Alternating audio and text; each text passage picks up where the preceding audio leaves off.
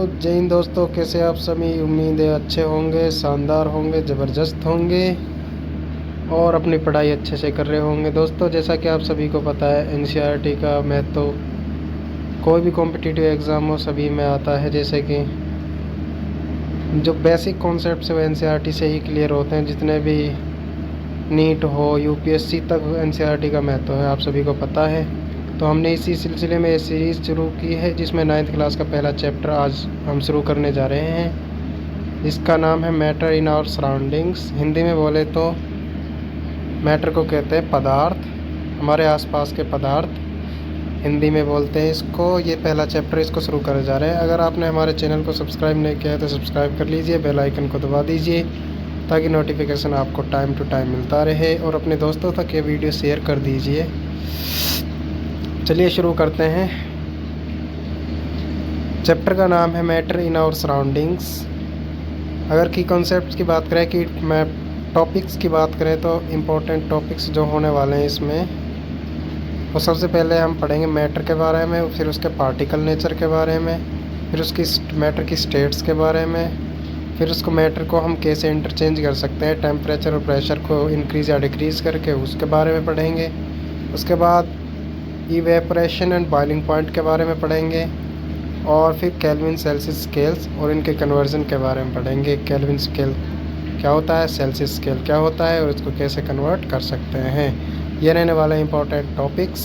इनके अलावा इस चैप्टर में कुछ भी नहीं है, इसके अलावा कोई भी बाहर से क्वेश्चंस नहीं आएंगे। चलिए नेक्स्ट शुरू करते हैं। सबसे पहले पार्टिकल नेचर ऑफ मैटर। सबसे पहले हमें पता होना चाहिए मैटर किसे कहते हैं। मैटर कहते हैं जिसके हिंदी में कहते हैं इसको पदार्थ।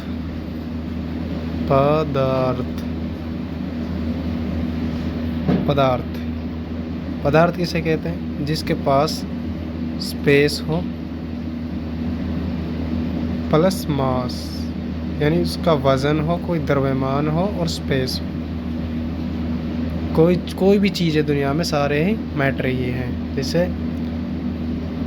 यानी हर चीज़, जैसे सॉलिड, लिक्विड, गैस, ये 3 भागों में बांटा गया है। आगे पढ़ेंगे इसके बारे में, लेकिन अभी डेफिनेशन देख लीजिए इसकी। एनीथिंग दैट ऑक्यूपाइज स्पेस, यानी जगह घेरती हो, कुछ भी हो जो, and has mass and field by senses is called matter. यानी कि उसके पास मैटर होने के लिए 2 कंडीशन, एक तो जगह घेरनी चाहिए और दूसरा उसके पास द्रव्यमान होना चाहिए, मास होना चाहिए, वज़न होना चाहिए, तो उसको हम मैटर कहेंगे।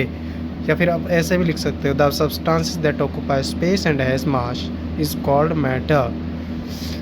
अब मैटर, जो हमारे एंशिएंट इंडियन साइंटिस्ट थे, उन्होंने 5 चीज़ों को बताया। जैसे मतलब 5 बेसिक एलिमेंट से बनी होती है, जैसे air, earth, fire, sky and water. हवा, पृथ्वी यानी धरती, मिट्टी कह सकते हो आप, फायर यानी आग, स्काई आसमान, और वाटर जिसको हम 5 तत्व कहते हैं। इनसे मिलके बनी होती है 5 बेसिक एलिमेंट से मैटर। यह हमारा इंडियन साइंटिस्ट का मानना है। लेकिन कुछ अब जो मॉडर्न साइंटिस्ट है वो बताते हैं इसको, सबसे जो पार्टिकल छोटा होता है मैटर का, एटम होता है, एटम से मॉलिक्यूल, मॉलिक्यूल से मोल, ये इस तरीके के जो एलिमेंट्स हैं ये एक मैटर को फॉर्म करते हैं। तो आगे हम पढ़ेंगे उसके बारे में, लेकिन अभी हम देख लेते हैं characteristic of particles of matter.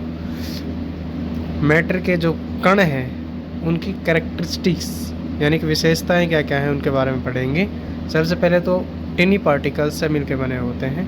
कोई भी मैटर है, पदार्थ है, वो पार्टिकल से मिलकर बना होता है। फिर पार्टिकल नेचर का, पार्टिकल भी स्मॉल पार्टिकल से मिलकर बने होते हैं, और इन पार्टिकल्स के बीच में वैकेंट स्पेस होता है, यानी खाली स्थान होता है। एक यहाँ पर जमा है, जैसे एक यहाँ पर जमा है, अलग अलग, यानी कि खाली जगह। एक तो पार्टिकल से मिलकर बने होते हैं, दूसरी प्रॉपर्टी होगी इनके बीच में स्पेस होता है, तीसरी ये मोशन में होते हैं पार्टिकल्स। तीनों particles are in continuous motion, regular motion करते रहते हैं, वाइब्रेट करेंगे या फिर ऊपर नीचे, अप डाउन, इस तरीके से।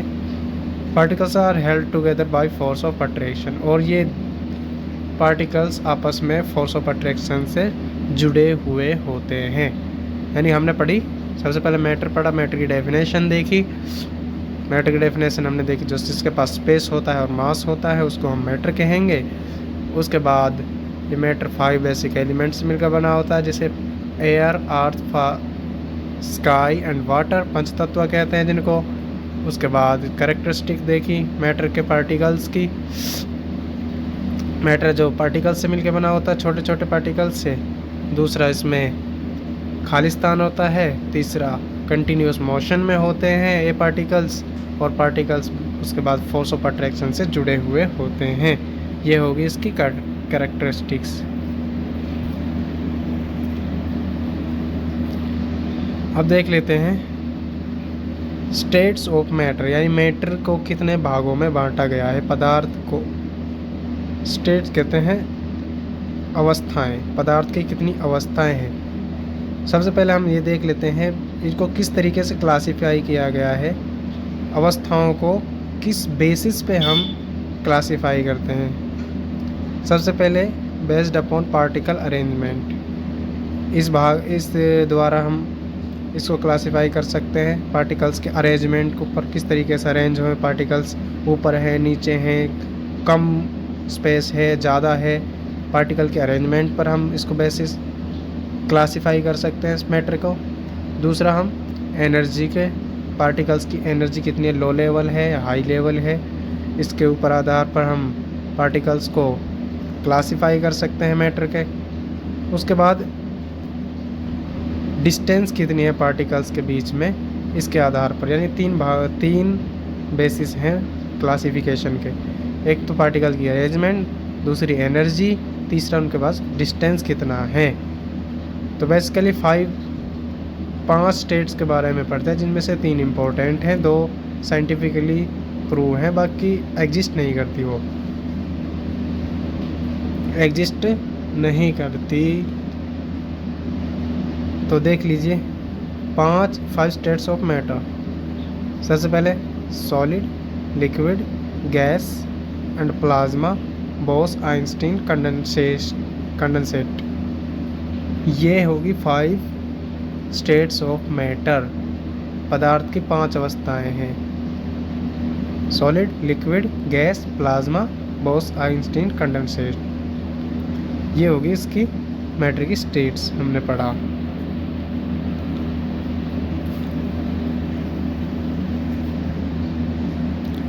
फिर उसके बाद हम इन स्टेट्स को इंटरचेंज कैसे कर सकते हैं ये पढ़ेंगे। Interchange in states of matter, जैसे एक मेनली हम 3 चीज़ों के बारे में पढ़ेंगे, सॉलिड, लिक्विड एंड गैस। 3 चीज़ों के बारे में। जो बोस आइंस्टीन कंडेंसेट और प्लाज्मा है वो सिर्फ साइंटिफिकली प्रूव है, वो इस तरह मतलब एग्जिस्ट नहीं करती, लैब में उनको एक्सपेरिमेंटली प्रूव कर दिया गया है, बाकी ऐसे है नहीं है, हमारे एटमॉस्फेयर में वो एग्जिस्ट नहीं करती। फिर उसके बाद हम देख लेते हैं इनकी स्टेट्स को किस तरीके से इंटरचेंज कर सकते हैं, आपस में चेंज कर सकते हैं। जैसे सॉलिड को लिक्विड बना दिया, लिक्विड को गैस, गैस से लिक्विड वापस, लिक्विड से फिर सॉलिड, या फिर सॉलिड से डायरेक्ट गैस, गैस से सॉलिड। इस तरीके से हम इनकी स्टेट्स को इंटरचेंज भी कर सकते हैं। कैसे कैसे करेंगे वो आप देख लीजिए। Matter can change in states, water can exist in 3 states of matter. हम वाटर का एग्जांपल लेते हैं, सबसे बेस्ट है। जैसे पानी है, सॉलिड फॉर्म में भी एग्जिस्ट करता है, लिक्विड में भी, गैस में भी। कैसे? सॉलिड फॉर्म जैसे बर्फ़ है, आइस कहते हैं, सॉलिड है, यानी सॉलिड है ना। उसके बाद पानी जो खुद लिक्विड फॉर्म में होता है, तरल पदार्थ होता है, और पानी की जो ऊपर भाप है जिसको वेपर कहते हैं इंग्लिश में, भाप या वेपर कह दीजिए, वो गैसेस फॉर्म होती है वाटर की। तो ये देख लीजिए, वाटर का बहुत सिंपल सा एग्जांपल है, हमारे डेली लाइफ में यूज़ होता है। वाटर 3 स्टेट्स में एग्जिस्ट करता है, उसको हम बेस मान के चलेंगे किस तरीके से इंटरचेंज कर सकते हैं। सबसे पहले देख लेते हैं सब्लिमेशन। ये एक प्रोसेस है। The changing of solid directly into vapour on heating, vapour pressure vapours into solid on cooling. Cooling यानी कि सॉलिड को वेपर में यानी गैसियस फॉर्म में वाटर की में चेंज करना हीट करके, तो उसको कहेंगे सब्लिमेशन। या और वेपर को, इसको हम कहेंगे सब्लिमेशन। देख लीजिए, सब्लिमेशन हमने पढ़ा, जैसे वाटर की जो बर्फ़ है, बर्फ़ फॉर्म है, उससे डायरेक्ट गैसियस फॉर्म में, जैसे हमने सूरज के अंदर रख दी, हीट आएगी, बाहर हमने धूप में रख दिया बर्फ़, तो उसमें से आपने देखा होगा गैस से निकलते होंगे वापर, यानी कि लिक्विड भी बन रहा है, उसमें पिघल भी रही है, लेकिन डायरेक्ट गैस भी बन रही है। जो बर्फ़ से सॉलिड यानी कि फॉर्म से गैसियस फॉर्म में चेंज होना, उसको कहते हैं हम सब्लिमेशन। और जो टेम्परेचर को चेंज करेंगे, और यहाँ से जो आगे हम पढ़ेंगे, अभी हम सब्लिमेशन ही देख लेते हैं, बाकी आगे और प्रोसेस भी है, उनको भी हम पढ़ लेंगे। जैसे effect of change in temperature, जो मैटर है टेम्परेचर का क्या इफ़ेक्ट होता है वो पढ़ेंगे अब। The temperature effect on heating a solid varies depend on the nature of the solid and condition required in bringing the change. On increasing the temperature of solid, the kinetic energy of the particles increase, which overcome the forces of attraction between the particles, thereby solid melts and converted into liquid। यानी कि कोई भी solid पदार्थ है, उसको हम heat करेंगे, तो हीट करने के बाद वो पहले फिर लिक्विड में आएगी, लिक्विड से देन गैस में चेंज हो जाएगी। हीट करेंगे तो यानी टेम्परेचर को हम इंक्रीज़ करते हैं, टेम्परेचर को अगर इंक्रीज़ करेंगे तो भाई साहब सॉलिड से लिक्विड बन जाएगा, लिक्विड से गैस। इस तरीके से मैटर की स्टेट पर इफ़ेक्ट पड़ेगा। The temperature at which the solid melts and become a liquid at the atmospheric pressure is called its melting point। ये इम्पोर्टेंट है, मेल्टिंग पॉइंट किसे कहते हैं? सॉलिड है, उससे लिक्विड बना टेम्परेचर को इंक्रीज़ करके, जिस टेम्परेचर पर सॉलिड लिक्विड में चेंज हो जाता है एटमॉस्फेरिक प्रेशर पर, उसको हम कहेंगे मेल्टिंग पॉइंट। आया समझ में? जैसे बर्फ़ है, बर्फ़ को हम पानी बना देंगे, तो जिस टेम्परेचर बर्फ़ से पानी बना, उसको हम मेल्टिंग पॉइंट कहेंगे, उस पानी का या बर्फ़ का। The temperature at which melts become, ये पढ़ लिया हमने। जैसे वाटर का मेल्टिंग पॉइंट है 273.16 केल्विन, 273 केल्विन वाटर का मेल्टिंग पॉइंट है। यानी इतना टेम्परेचर हम अगर प्रोवाइड करते हैं बर्फ़ को, तो वो लिक्विड में चेंज हो जाएगा। Melting that is change of solid and state light is also known as fusion.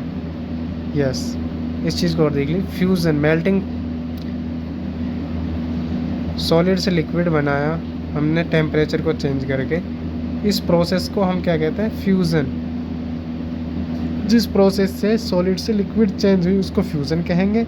जिस टेम्परेचर पर सॉलिड से लिक्विड बना उसको कहेंगे मेल्टिंग पॉइंट। आया समझ में? तो हमने क्या पढ़ा? सबसे पहले हमने मैटर की स्टेट्स को एग्जिस्टेंस पढ़ा, कि जैसे वाटर का एग्जांपल लिया, सॉलिड में, लिक्विड में, गैस में चेंज हो, 3 फॉर्म में एग्जिस्ट करता है, और सॉलिड से लिक्विड बनता है, उसको फ्यूज़न प्रोसेस कहते हैं। उस जिस टेम्परेचर पर ये सॉलिड से लिक्विड बनता है उसको हम मेल्टिंग पॉइंट कहते हैं। इस वाटर का मेल्टिंग पॉइंट 273 है, और सॉलिड से डायरेक्ट लिक्विड गैस में चेंज हो जाना, इसको हम सब्लिमेशन प्रोसेस कहते हैं। ठीक है, तो ये हमने पढ़ा। और ये क्यों होता है? जैसे सॉलिड है उनके पास पार्टिकल्स बहुत क्लोज होते हैं, लिक्विड में बहुत दूर दूर होते हैं थोड़ा सा, गैस में और बहुत दूर उसके पार्टिकल्स होते हैं। तो सॉलिड से लिक्विड बनने में क्यों होता है, जो इनके पार्टिकल्स की काइनेटिक एनर्जी है वो इंक्रीज़ हो जाती है जब हम टेम्परेचर प्रोवाइड करते हैं, इसलिए वो पार्टिकल्स दूर दूर भागेंगे तो वो पदार्थ चेंज कर लेगा स्टेट अपनी। तो फिर और टेम्परेचर प्रोवाइड करेंगे तो फर्दर वो गैस में चेंज हो जाएगा। तो काइनेटिक एनर्जी पार्टिकल्स की चेंज होती है, उसकी वजह से स्टेट चेंज होती हैं। अब पढ़ लेते हैं प्रेशर का क्या इफेक्ट पड़ता है। इंक्रीजिंग और decreasing the pressure can change the states of matter. Applying pressure and reducing temperature can liquefies gas. जिस तरीके से टेम्परेचर का हमने इफ़ेक्ट देखा उस तरीके से प्रेशर का भी इफेक्ट पड़ता है। इस तरीके से भी हम चेंज कर सकते हैं। कैसे? Solid carbon dioxide is stored under high pressure. Solid CO2 gets converted directly to gases states on decreasing of pressure to 1 atmosphere without coming into liquid states। जैसे सॉलिड कार्बन डाइऑक्साइड है, high pressure के अंदर हम इसको store करके रखते हैं, तो डायरेक्ट ये सॉलिड है, सॉलिड से डायरेक्ट गैसेस फॉर्म में किस तरीके से चेंज कर सकते हैं, एटमॉस्फेयर टेम्परेचर के डिक्रीज करके। यानी टेम्परेचर को बढ़ा रहे थे तब भी चेंज हो रही थी, सॉलिड से लिक्विड बन रहा था, लिक्विड से गैस बन रहे थे। तो सॉलिड से गैस, हम जैसे सॉलिड कार्बन डाइऑक्साइड का एग्जांपल लिया, टेम्परेचर को हम डिक्रीज करके चेंज कर सकते हैं और टेम्परेचर को इंक्रीज कर सकते हैं और प्रेशर को डिक्रीज करके हम इसको चेंज कर सकते हैं। The hidden heat which breaks the force of attraction between the molecules during change of states is called latent heat। और सॉलिड, इसको और देख लीजिए आप, सॉलिड जो कार्बन डाइऑक्साइड होती है, सॉलिड CO2 यानी सॉलिड फॉर्म में जो कार्बन डाइऑक्साइड क्या होती है, एक गैस होती है जो जिसको इंसान के ह्यूमन के अंदर से, हमारे अंदर से रिलीज होती है। हम ऑक्सीजन को इनहेल करते हैं और पेड़ पौधे उसको इनहेल करते हैं। पेड़ पौधे CO2 लेते हैं और ऑक्सीजन देते हैं उसके बदले में। तो वो CO2 है, उसको हम ड्राई आइस भी कहते हैं, यानी कि सूखी बर्फ़। अब लेटेंट हीट पढ़ लेते हैं। लेटेंट कहते हैं गुप्त यानी छुपी हुई, हीट कहते हैं ऊष्मा को, यानी कि गुप्त ऊष्मा या लेटेंट गुप्त ऊष्मा। आप लिख लीजिए गुप्त ऊष्मा, गुप्त ऊष्मा। द हिडन हीट यानी छुपी हुई गर्मी या ऊष्मा which breaks the force of attraction between the molecules during change of states. जब स्टेट चेंज होती है, एक स्टेट से दूसरी स्टेट चेंज होगी, तो उसके फोर्स ऑफ अट्रैक्शन है वो, उसके बॉन्ड्स हैं वो चेंज हो जाते हैं, मॉलिक्यूल्स के टूट जाते हैं। और जो हमने हमारी ऊष्मा उसमें लगी, हीट लगी, उसको हम कहेंगे लेटेंट हीट, यानी छुपी हुई ऊष्मा जो फोर्स ऑफ अट्रैक्शन को तोड़ने में लगी। जो मॉलिक्यूल्स के बीच में हमने पढ़ा कि पार्टिकल्स के बीच में फोर्स ऑफ अट्रैक्शन भी होता है। इस फोर्स ऑफ अट्रैक्शन को तोड़ने के लिए जो हमें एनर्जी रिक्वायर्ड हुई या हीट रिक्वायर्ड हुई, उसको हम कहेंगे लेटेंट हीट। अब ये दो प्रकार की होती है लेटेंट हीट। एक तो लेटेंट हीट ऑफ फ्यूज़न होते हैं जिसको, और एक लेटेंट हीट ऑफ वेपराइजेशन। हमने पढ़ा फ्यूज़न, अभी पढ़ा, तो सॉलिड से लिक्विड होने में जो प्रोसेस है उसको हम फ्यूज़न कहते हैं, यानी कि heat energy required to change 1 kg of solid into liquid. Solid से लिक्विड चेंज करने में 1 किलो सॉलिड को लिक्विड में चेंज करने में जितनी एनर्जी प्रोवाइड करनी पड़ेगी उसको हम लेटेंट हीट ऑफ फ्यूज़न कहेंगे। और latent heat of vaporization, heat energy required to change 1 kg of liquid to gas at atmospheric pressure at its boiling point. और लिक्विड से गैस, एक kg लिक्विड को गैस में चेंज करने में जितनी एनर्जी रिक्वायर्ड होगी उसको हम कहेंगे लेटेंट हीट ऑफ वेपराइजेशन। आए समझ में? तो हमने पढ़ा सबसे पहले टेम्परेचर का इफ़ेक्ट पढ़ा, अब प्रेशर का इफ़ेक्ट पढ़ा। तो उसमें टेम्परेचर को हम डिक्रीज़ करके भी स्टेट्स को चेंज कर सकते हैं, ये हमने पढ़ा। जैसे सॉलिड कार्बन डाइऑक्साइड का एग्जांपल लिया, जिसमें हम 1 एटीएम चेंज करके उनके बॉन्ड को तोड़ के कार्बन डाइऑक्साइड सॉलिड के, तो हम उसकी स्टेट को हम डायरेक्ट लिक्विड स्टेट में भी चेंज किया, जैसा आपने यहाँ पर देखा। तो carbon dioxide also known as dry ice भी कह सकते हैं। फिर हमने लेटेंट हीट पढ़ा। लेटेंट हीट 2 प्रकार का होता है। लेटेंट हीट कहते किसे वो पढ़ा, फोर्स ऑफ अट्रैक्शन के पार्टिकल्स के बीच में उसको ब्रेक करने के लिए जो हीट एनर्जी रिक्वायर्ड होती है उसको हम लेटेंट हीट कहते हैं। ये 2 प्रकार की होती है, जैसे latent heat of fusion, latent heat of vaporization. Solid से 1 kg सॉलिड को लिक्विड में चेंज करने के लिए जो एनर्जी रिक्वायर्ड होगी उसको हम लेटेंट हीट ऑफ वेपराइजेशन कहेंगे। और 1 kg लिक्विड को हम अगर गैस फॉर्म में चेंज करने के लिए जो एनर्जी रिक्वायर्ड होगी उसको लेटेंट हीट ऑफ वेपराइजेशन कहेंगे। तो हमने ये देखा। Thus we can say the pressure and temperature determine the state of substance whether it will be solid, liquid और गैस। यानी कि 2 फैक्टर हैं, टेम्परेचर और प्रेशर। ये किसी भी स्टेट्स को डिटरमाइन करते हैं कि वो सॉलिड रहेगा, लिक्विड रहेगा या फिर गैस रहेगा।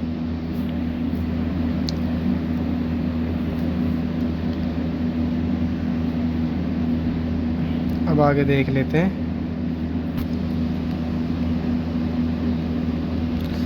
अरे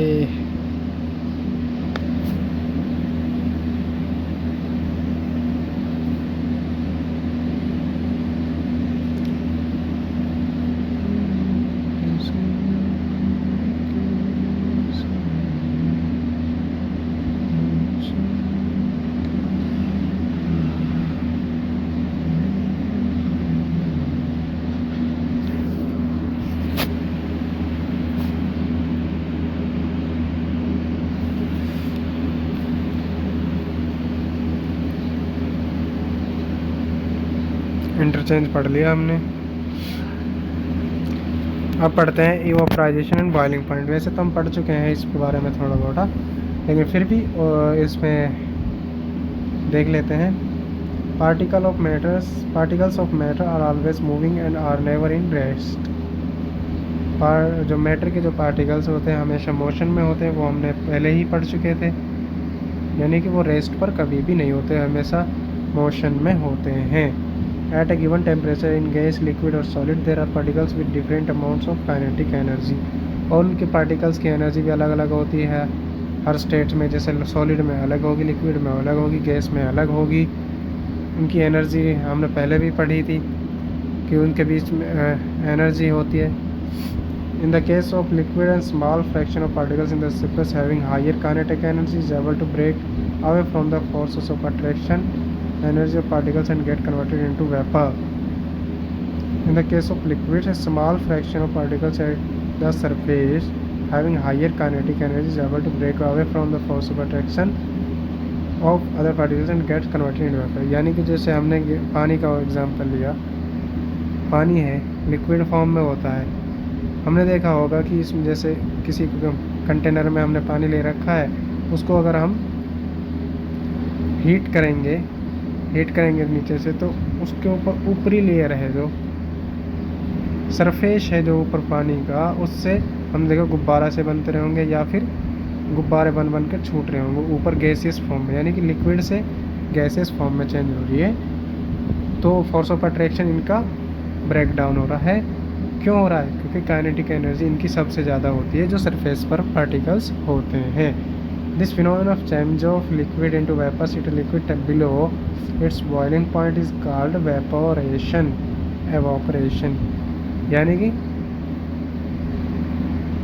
जो ये पानी है लिक्विड फॉर्म में है, लिक्विड फॉर्म से डायरेक्ट वेपर में यानी भाप में चेंज हो जाना, below it's boiling point it called evaporation.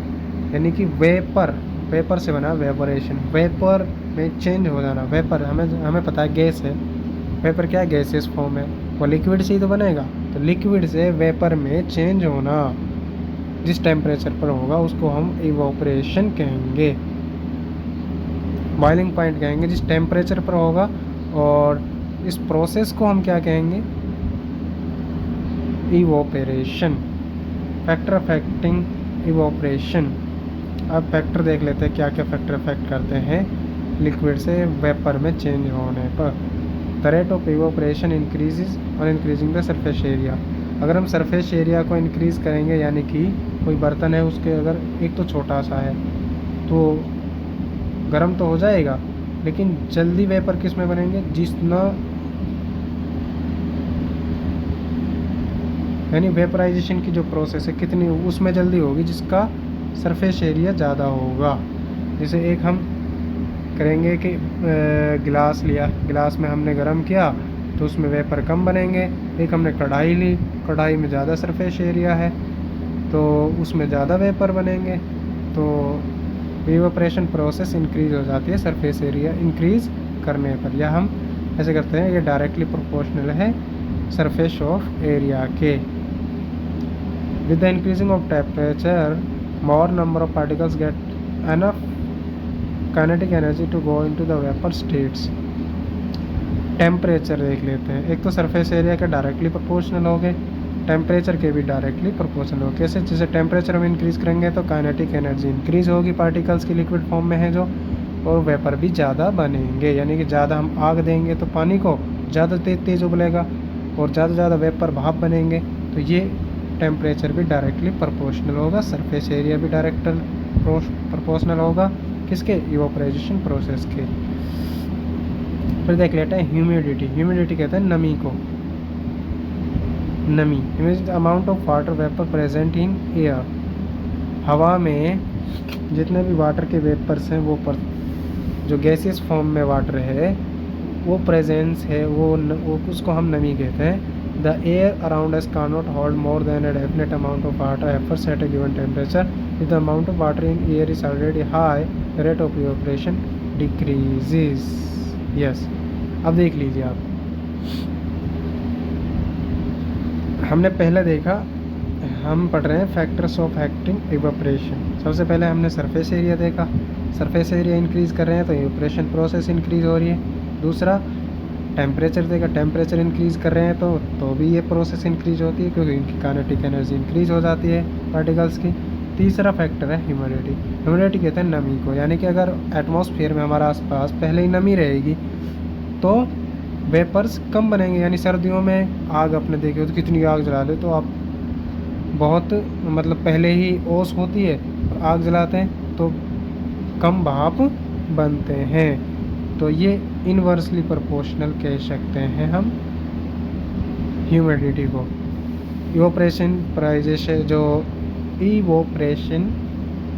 Evaporation process है वो ह्यूमिडिटी के इनवर्सली प्रोपोर्शनल है।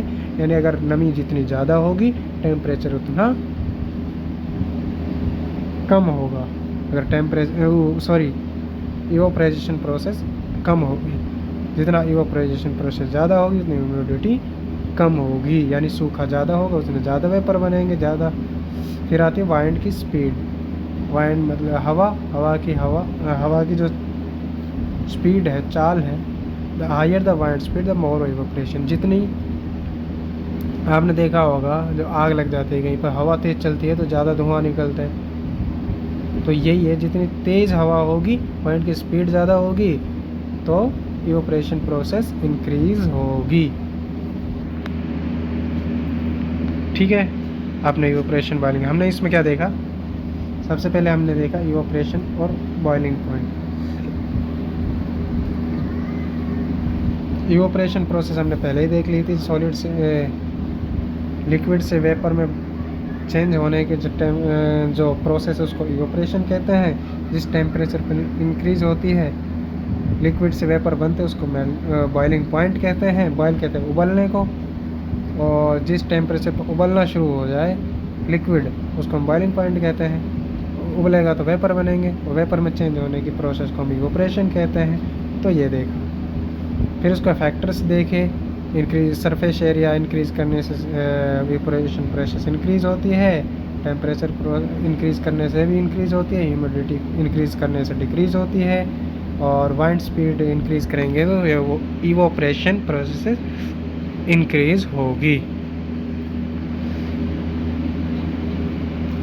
अब पढ़ लेते हैं इवापोरेशन कॉज कूलिंग, यानी कि वेपराइजेशन जो है कूलिंग क्यों प्रदान करती है। हमने देखा होगा कि जैसे the particles of liquid absorb energy from the surrounding to regain the energy loss during evaporation, यानी कि लिक्विड से गैस बनने में, जैसे वाटर का एग्जांपल ले लीजिए, पानी से जो भाप बनते हैं उसमें जो एनर्जी होती है वो एटमॉस्फेयर के अंदर हो जाती छुप जाती है। एटमॉस्फेयर अंदर एनर्जी कहाँ गई, एटमॉस्फेयर के अंदर। वो एनर्जी को जो लिक्विड पार्टिकल्स हैं वो एब्जॉर्ब करते हैं, इसकी वजह से हमें कूलिंग प्रदान होती है, यानी कि ठंडक महसूस होती है। जैसे पसीना है, पसीना जब हमारे शरीर से, बॉडी से निकलता है तो लिक्विड फॉर्म में होता है, तो लिक्विड फॉर्म में हवा में जो ह्यूमिडिटी होती है वो उसको कूलिंग प्रदान करती है, क्योंकि उसमें एनर्जी होती है, एनर्जी को एब्जॉर्ब करते हैं लिक्विड फॉर्म में जो हमारे पसीना है, तो इवापोराइजेशन होती है। Evaporation boiling point, boiling is a bulk phenomena, particles from the bulk whole of the liquid change in its vapor state. Evaporation is surface phenomena, particles from the surface gain enough energy to overcome the forces of attraction present in the liquid and change in its vapor state. Boiling किसे कहते हैं, boiling एक bulk phenomena है, यानी कि इसमें पूरा जो लिक्विड स्टेट है, जैसे पूरा वाटर है वो भाप में चेंज हो जाएगा, तो उसको बॉइलिंग कहेंगे। और इवापोरेशन सरफेस फिनोमिना है, ओनली ये सरफेस पर होता है, यानी कि ऊपरी परत है, ऊपरी लेयर है जो, उस पर ये भाप तो ऊपरी लेयर पर ही बनता है ना, पूरा लिक्विड में तो नहीं बनता, तो ये सरफेस फिनोमिना है। ये बुल्क फिनोमिना है, बुल्क कहते हैं होल बॉडी।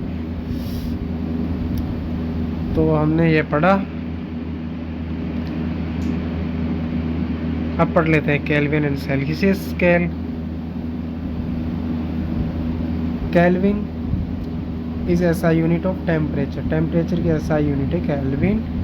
और 0 सेल्सियस 273.16 केल्विन होता है। और क्या कहते हैं, यानी कि 273 केल्विन मान के चलिए आप। और टेम्परेचर इज केल्विन।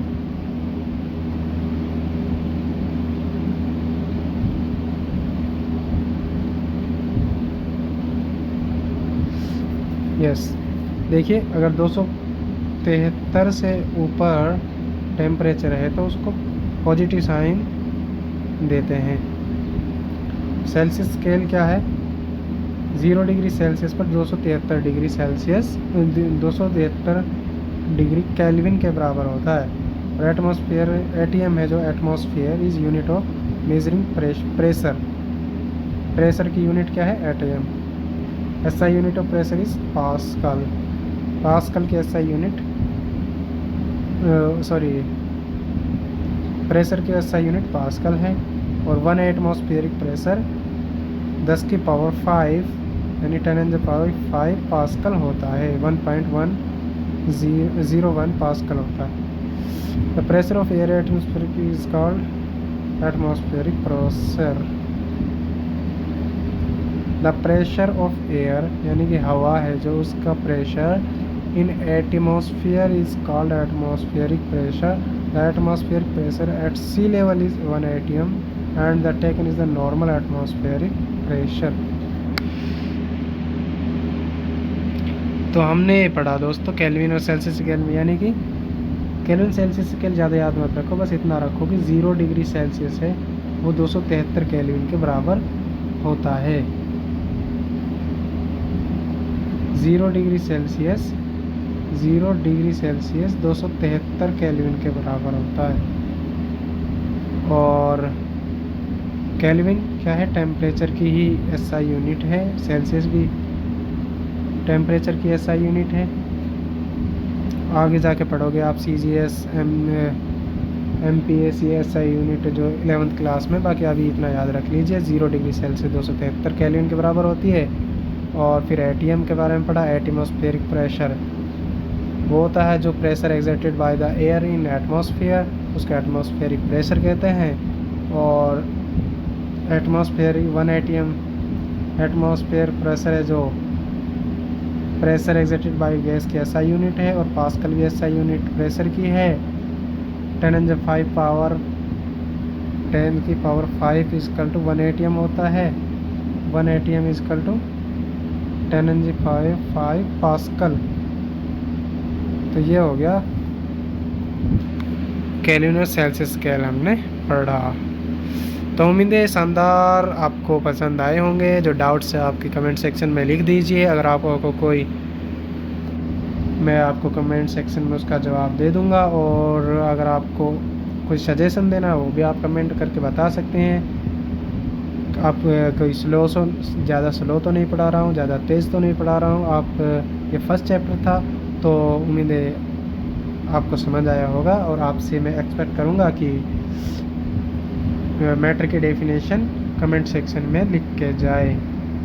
एक तो मैटर की और कितनी स्टेट्स हैं, 3 स्टेट कम अज़ कम, जो 3 स्टेट्स हैं मैटर की वो भी आप कमेंट सेक्शन में लिख के जाए। ये थे इम्पोर्टेंट टॉपिक्स, आपको ये पढ़ लीजिए। पार्टिकल नेचर ऑफ मैटर और 5 स्टेट एंड बिहेवियर के बारे में पढ़ा, और कन्वर्जन के बारे में पढ़ा। लेटेंट हीट के बारे में आप जान गए होंगे, और इनको हम कैसे कन्वर्ट करते हैं केल्विन और सेल्सियस स्केल को। यानी कि अगर 100 और जोड़ दे 273 सेल्सियस स्केल में है ना अगर कोई भी टेम्परेचर, तो उसको केल्विन में चेंज करना है तो 273 ऐड कर दे। जैसे 10 डिग्री सेल्सियस है किसी टेम्परेचर का, तो 273 और 283 बन जाएगा। 273 और जोड़ देंगे तो वो होता है केल्विन सेल्सियस स्केल कन्वर्जन। तो उम्मीद है शानदार होंगे, ज़बरदस्त होंगे। और आपको पढ़ाई अच्छे से करते रहिए, नीट की तैयारी करें वो बच्चे ज़रूर जुड़ें इससे। तो धन्यवाद।